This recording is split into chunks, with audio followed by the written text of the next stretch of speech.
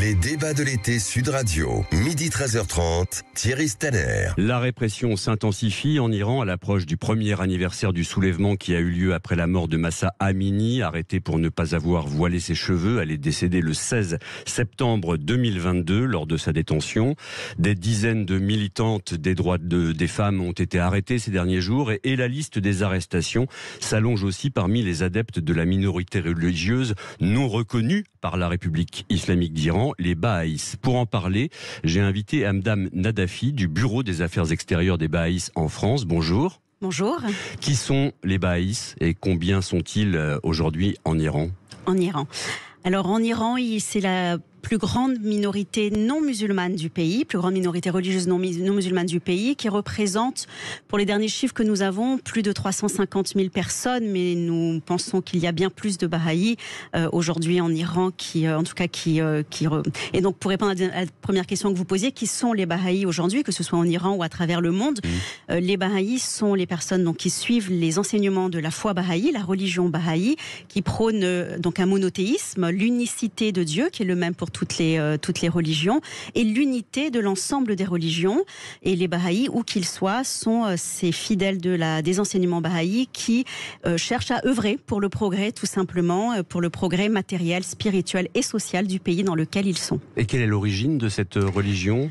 Alors la foi Bahaï a été révélée et née en Perse, donc la Perse, l'actuel Iran, est le berceau de la foi Bahaï, mais c'est une religion qui n'est pas liée à une quelconque diaspora iranienne. Il y a plus de 7 millions aujourd'hui de Bahaïs à travers le monde, et les Bahaïs sont représentatifs de la grande diversité culturelle qui existe partout dans le monde, et donc il y a des Bahaïs en France, des Bahaïs en Afrique, des Bahaïs dans chaque pays aujourd'hui du globe.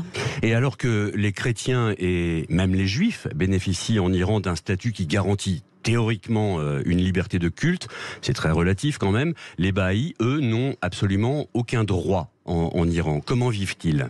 Alors vous faites bien en effet de souligner cette distinction, puisque la constitution iranienne reconnaît d'autres religions que l'islam, donc le christianisme, le judaïsme et le zoroastrianisme, mais la religion bahaï est volontairement non mentionnée dans la constitution. Je dis volontairement puisque les travaux préparatoires ont permis de montrer en effet les discussions préparatoires à cette constitution. Eh bien, comment le vivent-ils ? Comme vous l'avez souligné, on est au-delà d'une simple discrimination. Évidemment qu'il existe une discrimination à l'égard... On parle véritablement de persécution, et on parle de persécution institutionnalisée, puisque des documents officiels qui ont été mis à jour par les rapporteurs des Nations Unies déjà dans les années 90 ont permis de montrer qu'il existe des documents, des mémorandums, des directives, et qui sont régulièrement envoyés par les autorités, les plus hautes instances du pays, donc à savoir le guide suprême, aux différentes instances du pays, pour leur demander de mettre en place cette persécution qui va, comme l'a dit un rapporteur spécial à l'époque, Heiner Bielefeld, du berceau à la tombe. Les Bahaïs, comme vous le dites, sont niés de l'ensemble de leurs droits dans ce pays. Et dans la vie quotidienne, ça veut dire quoi ? Dans la vie quotidienne, eh bien, ça veut dire tout simplement quand les enfants sont à l'école, par exemple, que les enseignants et le directeur assez régulièrement ont des actions d'opposition, d'insultes, notamment par leurs propres camarades d'école. Donc il y a cette persécution qui est mise en place dès l'école. Ensuite, dans la vie quotidienne, eh bien, il faut savoir qu'aujourd'hui, il n'y a aucun Bahaï qui est autorisé à intégrer l'université. Ça, c'est une directive qui est clairement établie, où les Bahaïs, aussitôt qu'ils sont identifiés comme Bahaïs, doivent être expulsés et on doit leur empêcher d'aller au bout de leurs études quand ils ont l'autorisation, ne serait-ce que d'accéder à la première année, ce qui était extrêmement rare. Les Bahaïs sont privés de l'accès à l'emploi, puisque les Bahaïs ont été licenciés de tout emploi. Ils ont été licenciés de l'ensemble du secteur public au lendemain de la Révolution, et les entreprises privées sont aujourd'hui régulièrement menacées, subissent des sanctions lorsqu'elles emploient des Bahaïs. Et puis la persécution va jusqu'à des émissions de radio, de télé, des sites internet sous la main des autorités qui clairement incitent à la haine par une propagande anti-Bahaï. Je vous disais, comme le disait ce rapporteur spécial, que les Bahaïs sont persécutés jusqu'à la tombe, puisque les Bahaïs subissent aujourd'hui une sévère persécution, de sévères représailles au moment où ils doivent enterrer leurs morts.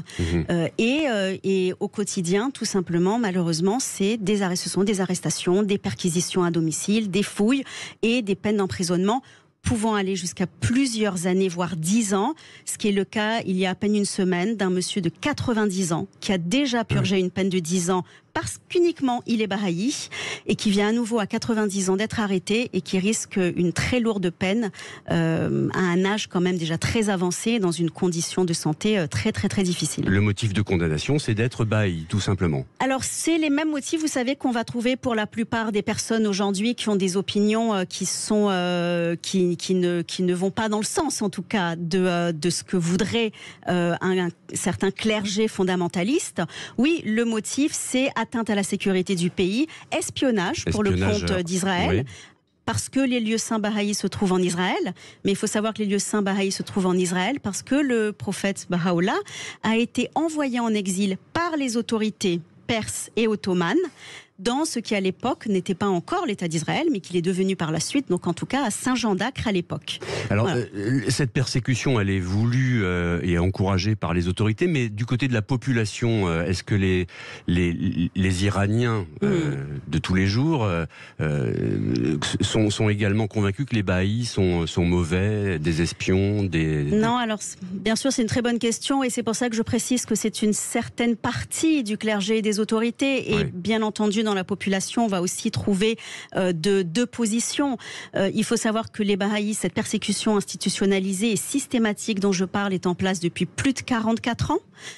Qu'il y a précisément 40 ans, donc le 18 juin 1983, 10 femmes bahaïs ont été pendues, exécutées uniquement pour leurs convictions, uniquement pour avoir refusé de renier à leurs idéaux. Et quels étaient les idéaux qu'elles défendaient il y a déjà 40 ans de cela? La liberté de penser, la liberté de croire, l'égalité de l'homme et de la femme, parce que c'est un principe fondamental de la foi bahaï, cette égalité de l'homme et de la femme. Évidemment fait mauvais genre en Iran. Et on se rend bien compte aujourd'hui que ce sont les mêmes idéaux et les mêmes aspirations que le peuple iranien est aujourd'hui en demande et qu'aujourd'hui souffre justement de ce non-respect de ces droits, de cette liberté, de cette égalité, de cette justice. Et c'est pour ça qu'aujourd'hui, et on le répète, la souffrance du peuple iranien, bien sûr qu'on la comprend, bien sûr qu'on la partage. Ça fait plus de 40 ans que les bahaïs savent ce que c'est que d'être arrêté sans fondement, que d'avoir un membre de la famille emprisonné sans savoir où il se trouve, dans quelles conditions se passent les détentions, de savoir bien sûr toutes les difficultés et la dureté que peuvent entraîner ce genre d'interrogatoire. Donc c'est véritablement une histoire commune aujourd'hui que l'on partage tous ensemble en Iran. Merci à Hamdam Nadafi du Bureau des Affaires extérieures des Bahaïs en France de nous avoir éclairé sur ce sujet trop méconnu. Merci beaucoup. Merci.